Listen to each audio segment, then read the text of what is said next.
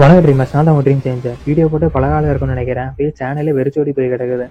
நானும் ஒர்க்கில் ரொம்பவே பிஸியாக இருந்துட்டேன். இனி நான் ரெகுலராக வீடியோ போட ட்ரை பண்ணுறேன். ஓகே ட்ரீமர்ஸ், இந்த வீடியோவில் நம்ம வந்து ஒரு ஜாப்பனீஸ் அனிமேஷன் மூவி தான் பார்க்க போகிறோம். The grave of the fireflies அப்படின்னு சொல்லிட்டு. கண்டிப்பாக இந்த மூவி நிறைய பேர் பார்த்துருக்கலாம். இந்த படத்தை பார்த்த உடனே ரொம்பவே சென்டிமெண்டலாக ஃபீல் ஆயிடுச்சு. அந்த படத்தை ஃபுல்லாக கம்ப்ளீட்டாக பார்த்து முடிச்சதுக்கப்புறம் இப்படி இருந்த ஜப்பானாடா இப்போ இப்படி இருக்குது. டெக்னாலஜி வைஸாகவும் என்டர்டைன்மெண்ட் வைஸாகவும் ரொம்பவே இம்ப்ரூவ்மெண்ட் ஆகிருக்கு. அந்த வேர்ல்டு வார் 2 நடந்தப்போ ஜப்பானீஸ் மக்கள்லாம் ரொம்பவே கஷ்டப்பட்டாங்க. அந்த பாம்லாம் போட்டதுக்கப்புறம் எப்படி சர்வைவ் ஆகுறதுனே தெரியாமல் ரொம்பவே மனசு உடைஞ்சு போய் அப்படி இருந்தாங்க. அடுத்து என்ன பண்ணுறதுன்னு தெரியும். ஆனால் இப்போ வந்து நெவர் கிவ் அப் அப்படின்னு சொல்லாமல் அங்கே இருக்கிற மக்கள்லாம் போராடி கஷ்டப்பட்டு இப்போ வந்து ரொம்பவே இம்ப்ரூவ் ஆகிருக்கிறாங்க ஜப்பான் ஃபுல்லாகவே. இப்போ டெக்னாலஜிலேயே ரொம்பவே அட்வான்ஸ்டாகவும் இருக்காங்க. ஸோ இதுக்கெல்லாம் காரணம் அவங்களோட நெவர் கிவ் அப் ஆட்டிடியூடு தாங்க. அந்த டைம்லைன் பார்த்தீங்கன்னா வேர்ல்டு வார் 2 சமயம் ஜப்பானும் அமெரிக்காவும் சண்டை போட்டுட்டு இருந்த சமயம். அப்போ வந்து அமெரிக்கா வந்து ஜப்பானை சரண்டர் ஆக சொல்லி நிறையா பாம்ஸ்லாம் அங்கே போட்டுட்டு இருந்தாங்க. அந்த டவுனில் வில்லேஜில் எல்லா பக்கமும் ஏர் டிராப்ஸ் பிளேன் மூலயமா ஏர் டிராப்ஸ் நிறையா போட்டுட்டு இருந்தாங்க. பாம்லாம் குட்டி குட்டி பாம்லாம் போட்டு அங்கே இருக்கிற வீட்டு எல்லாத்தையும் வெடிக்க வச்சுட்டு இருந்தாங்க. ஸோ இதனால ஜப்பான் சரண்டர் ஆகுதோ இல்லையோ அங்கே இருக்கிற மக்கள் தான் ரொம்பவே கஷ்டப்பட்டுட்டு இருந்தாங்க. எப்படியோ தப்பிச்சு பழச்சா ஓடினா போதும் அப்படின்னு சொல்லிட்டு அங்கே இருக்கிற ஏர் டிராப்ஸ்லாம் உழுகும் போது அங்கே இருக்கிற மக்கள்லாம் தெரிச்சு ஓடிக்கிட்டு இருந்தாங்க. எப்படியோ உயிரை காப்பாற்றிக்கிட்டா போதும் அப்படின்னு சொல்லிட்டு. ஸோ அதே மாதிரி ஒரு நாளில் வந்து அமெரிக்கா வந்து திரும்பவும் அந்த ஏர் டிராப்ஸோட பிளேன் மூலயமா நிறையா பிளேன்லாம் வர ஆரம்பிச்சிருச்சு. ஸோ மக்கள்லாம் முன்கூட்டியே அமெரிக்கா வந்து அட்டாக் பண்ண போகுது அப்படின்னு சொல்லிட்டு முன்கூட்டியே தெரிஞ்சுக்கிட்டாங்க. ஸோ அங்கே இருக்கிற மக்கள்லாம் ஷெல்டர் நோக்கி ஓட ஆரம்பிக்கிறாங்க. ஷெல்டருங்கிறது ஒரு பாதுகாப்பான ஒரு இடம். ஸோ அங்கே வந்து பாம்பு போட்டாலும் கொஞ்சம் டேமேஜ் பெருசாக ஆகாது. அங்கே போய் மக்கள்லாம் ஒளிஞ்சுக்க அங்கேயும் தெரிச்சுட்டு ஓடுறாங்க. ஸோ அதே மாதிரி ஒரு வீட்டில் ஒரு அம்மா அப்புறம் ஒரு பையன் பொண்ணு, அதாவது அண்ணன் தங்கச்சி 2 பேர் இருக்காங்க. 2 பேருமே அந்த பையனுக்கு வந்து 14 வயசு தான் ஆகுது. அந்த பொண்ணுக்கு வந்து 6 வயசு தான் ஆகுது. அண்ணன் தங்கச்சி 2 பேர் இருக்காங்க. அண்ணன் பேர் சைட்டோ, தங்கச்சி பேர் செட்சுக்கோ. ஸோ இப்படி இந்த மாதிரி ஏர் டிராப் போடுறங்கிற நியூஸ் வந்த உடனே இவங்க என்ன பண்ணுறாங்கன்னா அங்கே இருக்கிற சாப்பாடு இது எல்லாத்தையுமே வீட்டு முன்னாடி அப்படியே குழி தோண்டி அந்த இடத்துல புதைச்சி வச்சிடுறாங்க. ஸோ பத்திரமா இருக்கும்ல, இப்போ பெரிய பாம்பு போட்டாலுமே அந்த இடத்துல எதுவுமே சேதாரம் ஆகாமல் அந்த இடத்துல பத்திரமா இருக்கும்ல. ஸோ அதுக்கப்புறம் அவங்க அம்மாவை வந்து மாத்திரை எடுத்துக்கிட்டு சொல்லி ஷெல்டருக்கு போக சொல்லிடுறான். ஸோ இவன் வந்து தங்கச்சியை கூட்டிகிட்டு அங்கே இருக்கிற அவர் அப்பாவோட ஃபோட்டோலாம் எடுத்துக்கிட்டு அந்த ஃபோட்டோவில் பார்த்தா அவங்க அப்பா வந்து ஒரு நேவி ஆஃபீஸர் போல். ஏன்னா அந்த நேவி சூட்லாம் போட்டு அப்படி ஃபோட்டோக்கு போஸ்ட் கொடுத்துட்ருக்காரு. ஸோ அந்த ஃபோட்டோ அதுக்கப்புறம் அந்த அவர் தங்கச்சியோட அந்த டால் இதெல்லாம் எடுத்துக்கிட்டு என்ன தேவையோ அதெல்லாம் எடுத்துக்கிட்டு முடிஞ்ச அளவுக்கு தப்பிச்சு போக பார்க்குறான். அதுக்குள்ளே அமெரிக்கன்ஸ் வந்து இந்த பிளேன் மூலமாக ஏர் டிராப்ஸ் போட ஆரம்பிச்சிடுறாங்க. அதுக்கப்புறம் எப்படி தப்பிச்சு பழச்சா போதும்னு சொல்லிட்டு அந்த வீட்டில் இருந்து முடிஞ்ச அளவுக்கு சேஃபஸ்ட் பிளேஸ் ஏதோ அங்கேருந்து தப்பிச்சு ஓட பார்க்குறாங்க. ஓடுற வழியில் நிறைய மக்களும் அவங்க கூட நிறைய பேர் தப்பிச்சு ஓடுறாங்க. வீட்டு மேலையெல்லாம் அப்படியே கூரையெல்லாம் பாம்பு போடுறாங்க. அங்கே இருக்கிற வீடு எல்லாமே பற்றி எரியுது. அங்கே இருக்கிற டவுன் மொத்தமே அழிச்சிடுறாங்க. மொத்தமே அங்கே இருக்கிற ஜப்பான் டவுன் மொத்தமே அழிச்சிடுறாங்க பாம்பு போட்டு. அங்கே பற்றி எரிஞ்சுக்கிட்டு இருக்குது. எப்படியும் தப்பிச்சு பழச்சா போதும்னு சொல்லிட்டு ஒரு இடத்துக்கு எப்படி சேஃபான பிளேஸுக்கு போய் உட்காந்துடுறாங்க. அந்த இடத்துல எதுவுமே பாம்பு போடல. ஸோ அதுக்கப்புறம் கொஞ்ச நேரம் கழிச்சு பார்த்தா அந்த அமெரிக்கன் அந்த பிளேனை அப்படியே கிளம்பி ஏறுது மொத்தமாக அழிச்சிட்டு. ஸோ அதுக்கப்புறம் அந்த சைட்டும் செட்ஸுக்கும் அப்படியே போய் பார்க்குறாங்க. ஒரு இடமா மொத்த இடமே வீடு சுக்குநூறும் எல்லாமே தெரியாமல் அழிஞ்சு கிடக்குது. அந்த வீடு எதுவுமே இல்லை, அப்படியே கம்ப்ளீட்டாக அழிஞ்சு கிடக்குது. இவங்களும் இவங்க வீட்டை பற்றி நினைக்கிறாங்க, கண்டிப்பாக நம்ம வீடும் அழிஞ்சிருக்கும் அப்படின்னு சொல்லிட்டு நினைக்கிறாங்க. ஸோ அதுக்கப்புறம் அங்கே இருக்கிற மக்கள்லாம் பார்க்குறாங்க ரொம்பவே கொடூரமாக அப்படியே அந்த பாம்பு போட்டதில் ரொம்ப கொடூரமாக இறந்து கிடக்கிறாங்க. கை போய் கால் போய் ரொம்பவே கொடூரமான டெத் எப்படி இருக்குமோ அந்த அளவுக்கு கொடூரமான மக்கள்லாம் கொத்து அங்கே செத்து கிடக்கிறாங்க. ஸோ அதெல்லாம் அங்கே இருக்கிற மீதி உயிரோடு இருக்கிற மக்கள்லாம் அங்கே தோண்டி யார் இவங்கெல்லாம் அப்படின்னு சொல்லிட்டு அந்த பிணத்தை அடையாளம் கண்டுபிடிச்சு பார்த்துட்டு இருக்காங்க. அதை பார்க்க ரொம்பவே கொடூரமாக இருக்குங்க. வார் டைமில் இந்த மாதிரி இதெல்லாம் இந்த மாதிரிலாம் பிணங்கள் கொடூரமாக செத்து கிடக்கிறதெல்லாம் ரொம்பவே சகஜமாக இருக்கும். நம்மளுக்கு இந்த மாதிரி வார் எதுவுமே பார்க்காம நம்மளுக்கு இது ஒரு இன்சிடென்ட் பார்த்தாலே ரொம்ப கொடூரமாக ஐயோ பார்க்க முடியாத அளவுக்கு இருக்கும். ஆனால் அங்கே இருக்கிற அந்த 2 சின்ன பசங்களும் பார்த்து பழகிட்டங்காட்டி ரொம்ப சாதாரணமாக அது அவங்களுக்கு போனங்காட்டி அவங்க சாதாரணமாக பார்த்துட்டு இருக்காங்க. ஸோ அந்த அமெரிக்கன் பிளேன் போயிருச்சுல்ல. ஸோ அதனால இவங்க என்ன பண்ணுறாங்கன்னா அவங்க அம்மாவும் ஷெல்டர்லேருந்து ஒரு ஸ்கூல் இருக்கும், அங்கே தான் ஃபர்ஸ்ட் எய்டு இதெல்லாம் பண்ணுவாங்க. அடிபட்டவங்களுக்கெல்லாம் காப்பாற்றி அங்கே தான் ட்ரீட்மெண்ட்லாம் கொடுப்பாங்க. ஸோ அவங்க அம்மாவும் அங்கே தான் தேடிட்டு இருப்பாங்க அப்படின்னு சொல்லிட்டு 2 பேரும் அந்த ஸ்கூலில் நோக்கி போகிறாங்க. போகிற வழியில் செட்சுக்கோக அந்த செப்பல் பிஞ்சு போயிடும். ஸோ என் செப்பல் பிஞ்சு போச்சு அப்படின்ற மாதிரி சொல்லுவான். ஓகே ஒன்று வேறு வாங்கிக்கலாம் அப்படின்னு சொல்லி அவங்க அண்ணன் சொல்லுவான். அதுக்கு எங்கிட்ட காசு இருக்குது இந்தாங்க பாரு அப்படின்னு சொன்ன உடனே பரவாயில்லையே சிச்சுக்கோ நீ பணக்காரி ஆகிட்டே அப்படின்னு சொல்லிட்டு கிண்டல் பண்ணுற மாதிரி சொல்லுவான். அதுக்கப்புறம் அங்கேருந்து கிளம்புறாங்க, ஸ்ட்ரெயிட்டாக ஸ்கூலுக்கு தான் போகிறாங்க. ஸ்கூலுக்கு போகிற வழியில் நிறைய இந்த மாதிரி பணங்களை எல்லாம் பார்த்துக்கிட்டே போகிறாங்க. அந்த மக்கள்லாம் மீதி இருக்கிற மக்கள்லாம் எப்படி சர்வைவ் ஆனாங்க அப்படிங்கிறத எல்லாத்தையுமே பார்த்துக்கிட்டே போகிறாங்க. அதுக்கப்புறம் செட்சுக்கோக்கு கண்ணு எரிய ஆரம்பிச்சிடும். சரி நம்ம ஸ்கூலுக்கு போய் மருந்து போட்டுக்கலாம் அப்படின்னு சொல்லிட்டு ஸ்கூலுக்கு போகிறாங்க. அங்கே போயிட்டு அந்த செட்சுக்கோக்கு மருந்து போடுறாங்க. அங்கேருந்து அந்த இவங்க 2 பேத்தோட ரிலேட்டிவ் ஒருத்தவங்க வராங்க. "நீ போய் உங்க அம்மாவ பார்த்தியா? போய் டக்குன்னு பாரு. நான் செட்சுகோவ பார்த்துக்கிறேன். அவ பார்க்க வேண்டாம் இந்த விஷயத்த. நீ போய் பாரு" அப்படின்னு சொல்லிட்டு செட்சுகோவ வந்து அந்த பொண்ணு வந்து பார்த்துக்கும். சரின்ட்டு செயிட்டோ வந்து போய் பார்ப்பான். அவங்க அம்மாக்கு என்னாச்சுன்ட்டு அந்த ஸ்கூலுக்குள்ள. அதுக்கப்புறம் அங்க ஒரு டாக்டர் மாரி ஒருத்தன் எல்லாத்தையும் பார்த்துக்கிறவன் ஒருத்தன் வந்து சொல்லுவான். "இது உங்க அம்மாவோட ரிங் தானே? இந்தா இத வச்சுக்கோ. உள்ள வா உங்க அம்மாவ காமிக்கிறேன்" அப்படின்னு சொல்லிட்டு காமிப்பான். ஃபுல்லா அடிபட்டு அப்படியே ஃபுல்லா சுத்தியும் உடம்பு ஃபுல்லா சுத்தியும் மண்டையில இருந்து கால் வரைக்கும் அப்படியே கட்டு போட்டு ரத்தத்தால அப்படியே அந்த கட்டுலாம் நனைஞ்சிருக்கும். அந்த அளவுக்கு கொடூரமா படுத்து கிடப்பாங்க. சாகுற ஒரு விளிம்பில இருப்பாங்க. இவங்களுக்கு கண்டிப்பா ஒரு நல்ல ட்ரீட்மெண்ட் தேவ. அவங்க அம்மாவ அந்த கோலத்துல பார்த்துட்டு அப்படியே செயிட்டோ வந்து வெளியில வருவான். அதுக்கப்புறம் அந்த பொண்ணு வந்து, "என்ன பார்த்தியா உங்க அம்மாவ எப்படி இருக்காங்க?" அப்படின்ற மாரி விசாரிப்பான். அதுக்கப்புறம் செட்சுகோக்கு எனக்கு தண்ணி தவிக்குது அப்படின்னு சொல்லி சொல்லுவாளாம். ஸோ அவங்ககிட்ட இருக்கிற வாட்டர் பாட்டில் எடுத்து தண்ணி கொடுப்பான். அதுக்கப்புறம் சரி அம்மாவ நான் பார்க்கலாமா அப்படின்னு சொல்லிட்டு செட்சுகவும் கேட்பான். "இல்ல இப்ப முடியாது. அம்மாக்கு கொஞ்சம் உடம்பு சரியில்ல. நம்ம சரியான உடனே போய் பார்க்கலாம்" அப்படின்ற மாரி சொல்லுவான். அதுக்கு செட்சுகோ வந்து ரொம்பவே மனசு உடைஞ்சு அப்படியே அமைதியா நிப்பான். செயிட்டோ சொல்றது எதுவுமே கேட்காம. அதுக்கப்புறம் செயிட்டோவும் கொஞ்சம் ஓரமா போய் அங்க உட்காந்து அவன் பாட்டுக்கு உட்கார ஆரம்பிச்சுருவான். இங்க செட்சுகோ அப்படியே அழுக ஆரம்பிச்சுருவான். ஸோ செட்சுகோ அழுக விடாம சமாதானப்படுத்த இவன் அங்க இருக்கிற ஊஞ்சல் மாரி இருக்கும். அந்த கம்பி மாரி. அதுல வந்து தொங்கிட்டு இருக்க செட்சுகோ பாரு நான் என்ன பண்றேன்னு அப்படின்னு சொல்லிட்டு அழுக விடாம சமாதானப்படுத்த நெறைய ட்ரை பண்ணுவான். அதுக்கப்புறம் அவங்க அம்மாவும் இறந்து போயிடுறாங்க. இவன் என்ன பண்றான்னா, மத்த பிணங்களோட அவங்க அம்மாவும் சேர்த்து அப்படியே அங்கேயே எரிச்சிடுறாங்க.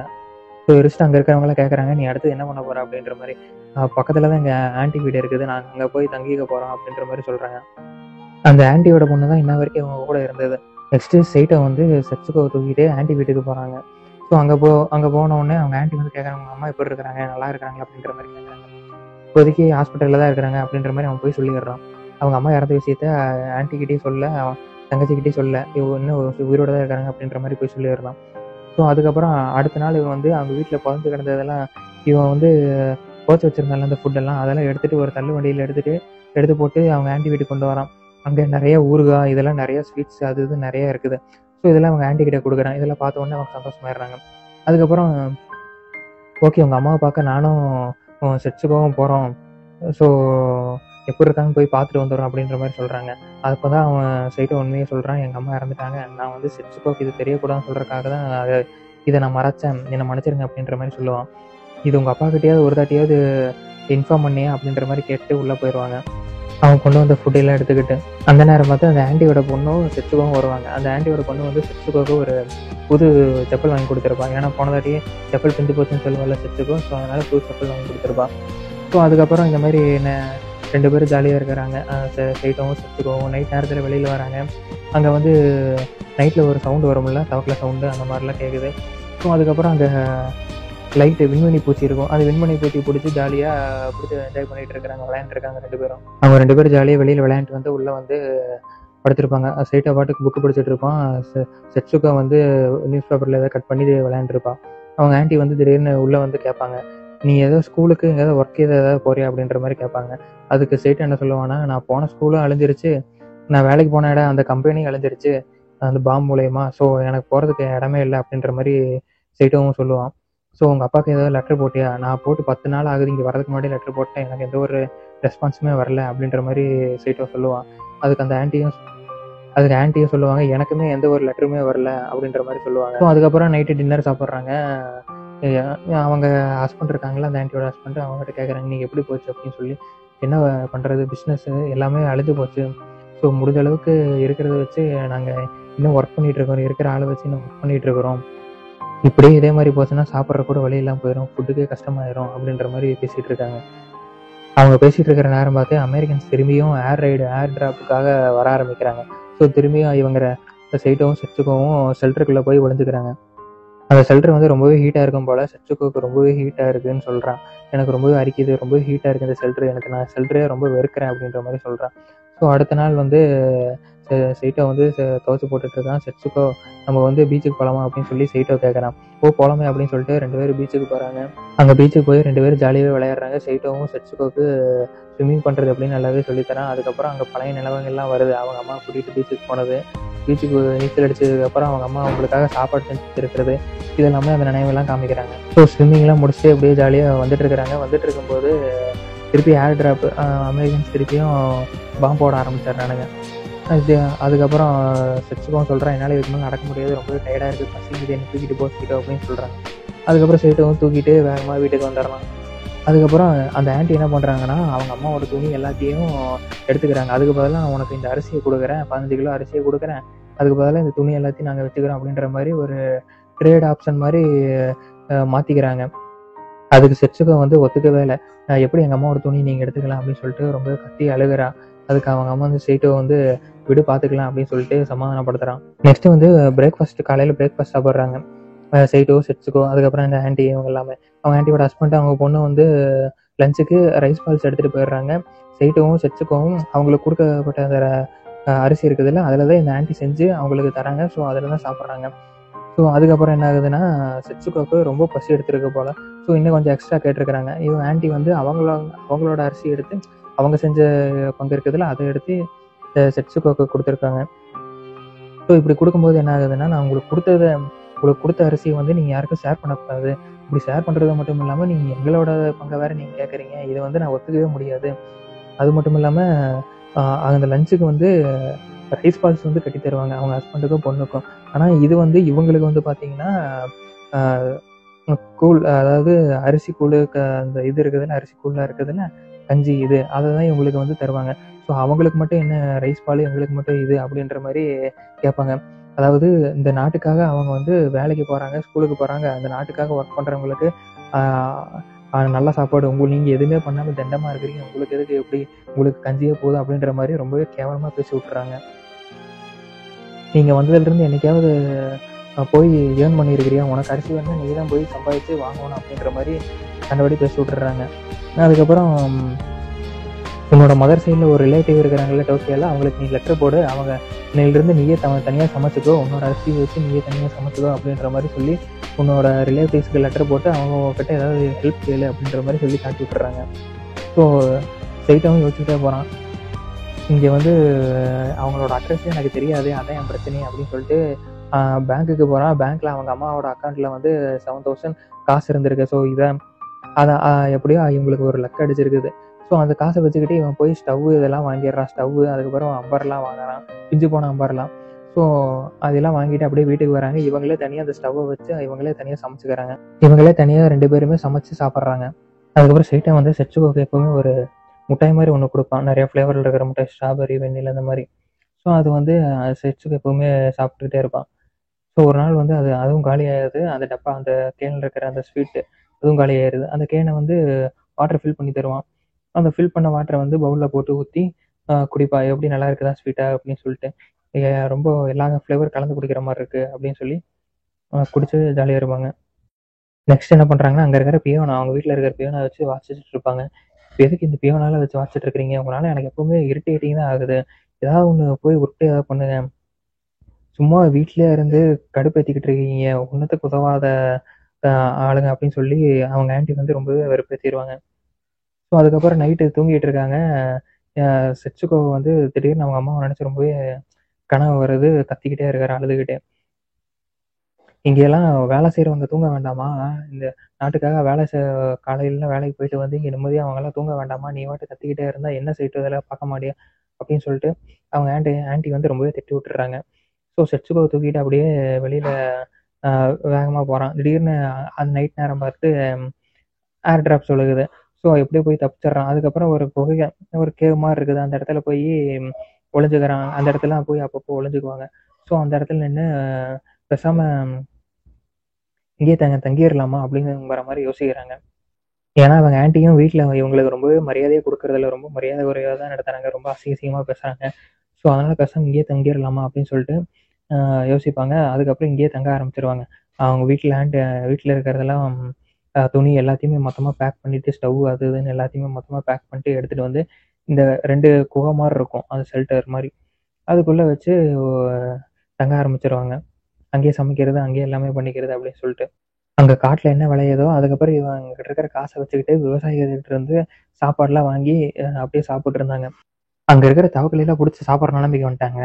அதுக்கப்புறம் நைட் நேரத்தில் அவன் பிளேட்டையெல்லாம் கழுவிட்டு இருக்கேன், நான் சாப்பிட்ட பிளேட்டையெல்லாம். அதுக்கப்புறம் செட்ஸுகோவுக்கு தூக்கமே வரல. ஸோ சைட்டை வந்து போய் தூங்கு செட்ஸுகோ, நெட்டை விட்டு வெளியில் வராத, கொசுவெல்லாம் வந்துடும் அப்படின்னு சொல்லிட்டு அவன் சொல்கிறான். எனக்கு தூக்கமே வரல, ரொம்பவே இருட்டாக இருக்குது, தூக்கம் வர மாட்டேங்குது, அதை இங்கே வந்து அப்படின்னு சொல்கிறான். அதுக்கப்புறம் அவன் சைட்டை என்ன பண்ணுறான்னா, அங்கே இருக்கிற ஃபயர் ஃப்ளைஸ் பிடிக்கலாமா அப்படின்னு சொல்லிட்டு அங்கே இருக்கிற அந்த விண்வெளி பூச்சியெல்லாம் பிடிச்சி அந்த நெட்டுக்குள்ளே கொண்டு போய் போடுறாங்க. அதுக்கப்புறம் அந்த மொத்த நிறையா ஃபயர் ஃப்ளைஸ்லாம் பிடிச்சி போடும்போது ஒரு ஃபுல்லாக வெளிச்சமாக இருக்குது அந்த இடத்துல. அதுக்கப்புறம் 2 பேரும் நல்லா தூங்கிடுறாங்க.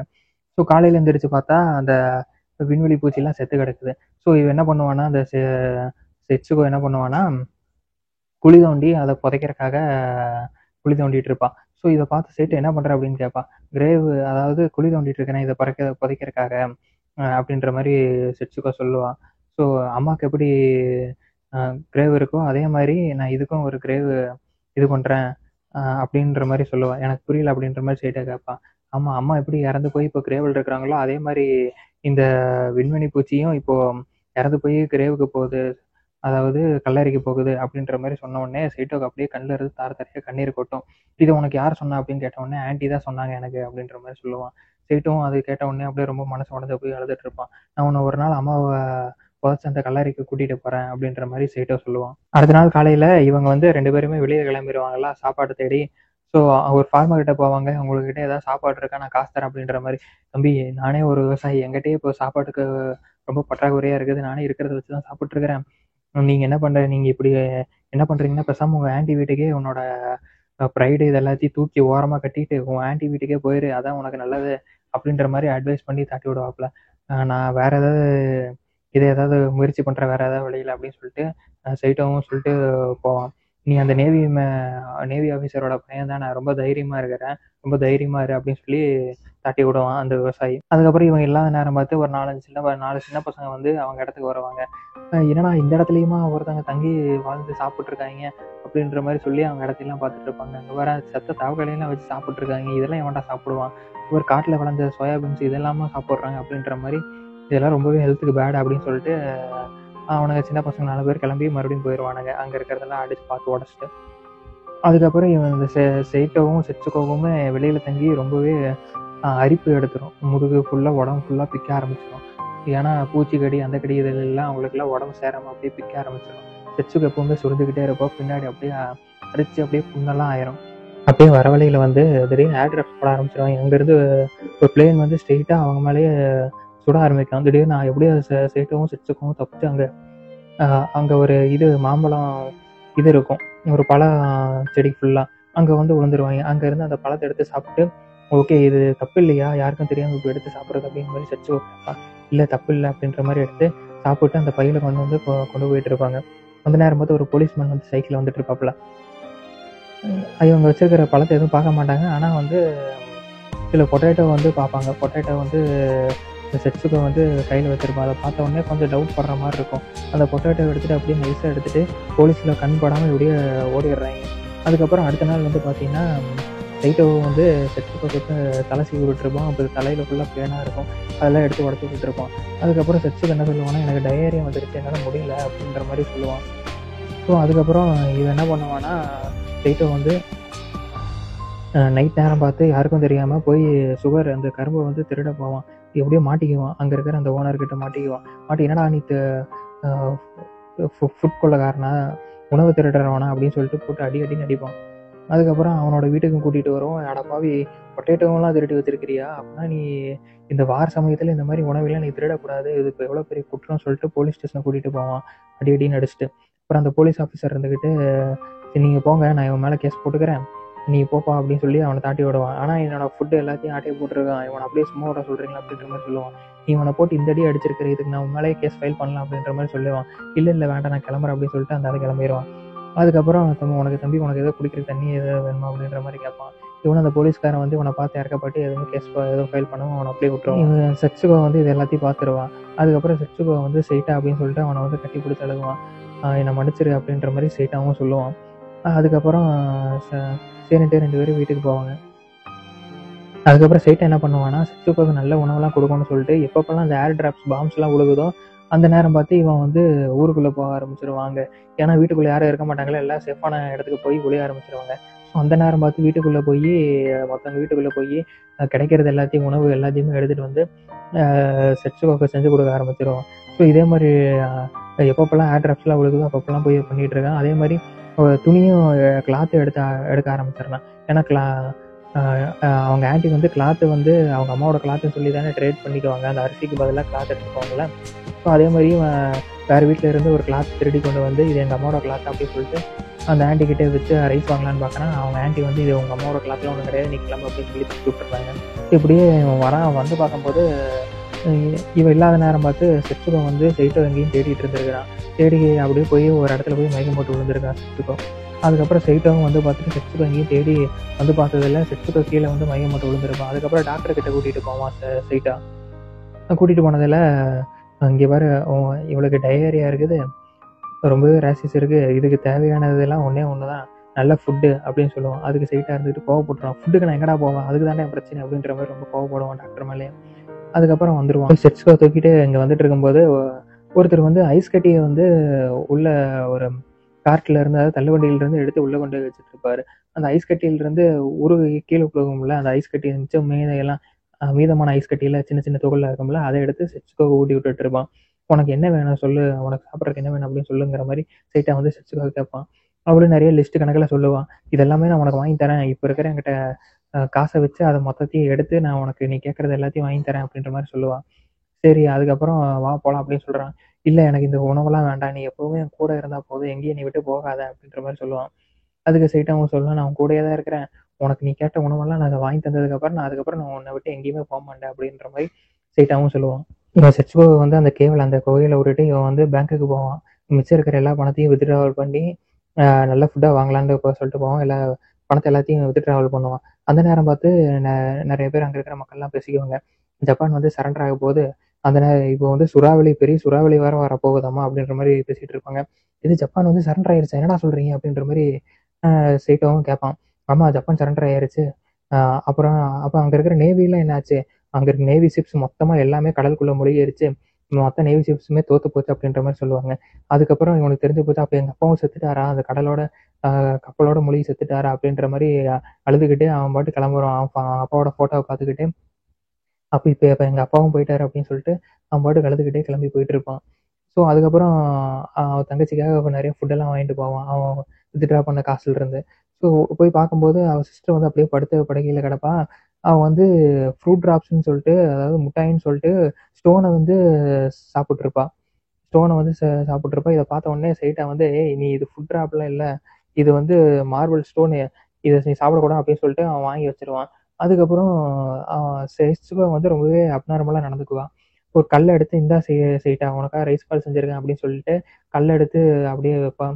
அதான் சைட்டாக்கு தெரிஞ்சு போயிடுச்சு, இவரோட உடல்நிலை வந்து ரொம்பவே மோசமாயிருச்சு அப்படின்னு சொல்லிட்டு.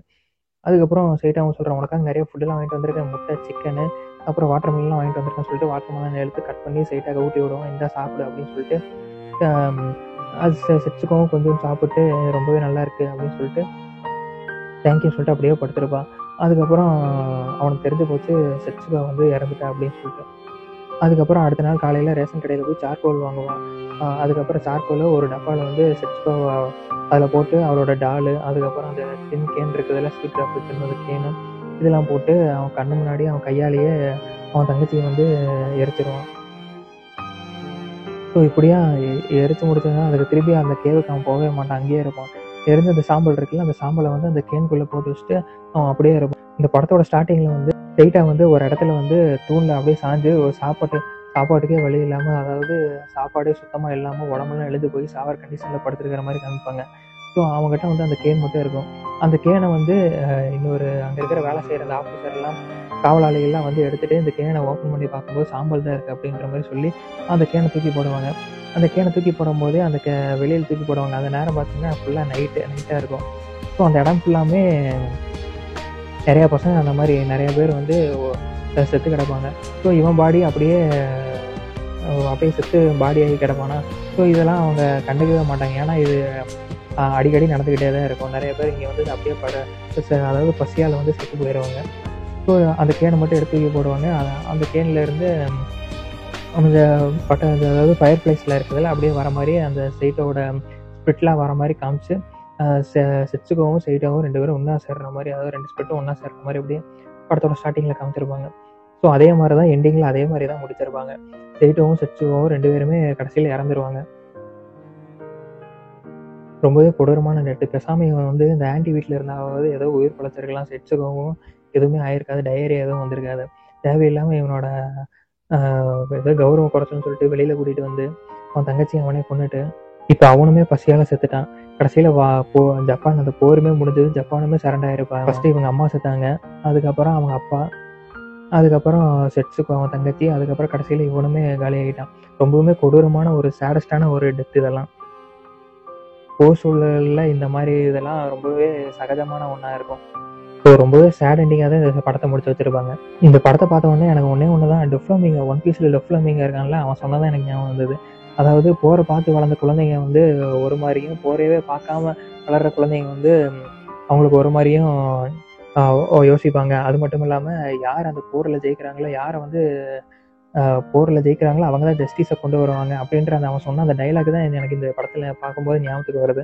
உங்களுக்கு டைம் கிடைச்சது இந்த படத்தை கண்டிப்பாக மறக்காமல் பாருங்கள். ஒரு உண்மையிலேயே ஒரு சென்டிமெண்டலான ஒரு ரியல் பேஸ்டு ஸ்டோரி. ஒரு வார் ஜோனில் எந்த மாதிரிலாம் மக்கள் தவிப்பாங்க அப்படின்ற மாதிரி எடுத்த ஒரு ஸ்டோரி தான். உண்மையிலேயே நல்லாயிருக்கும். டைம் கிடைச்சதை மறக்காமல் பாருங்கள். ஓகே ட்ரீமர்ஸ், உங்களை அடுத்த வீடியோவில் சந்திக்கிறேன்.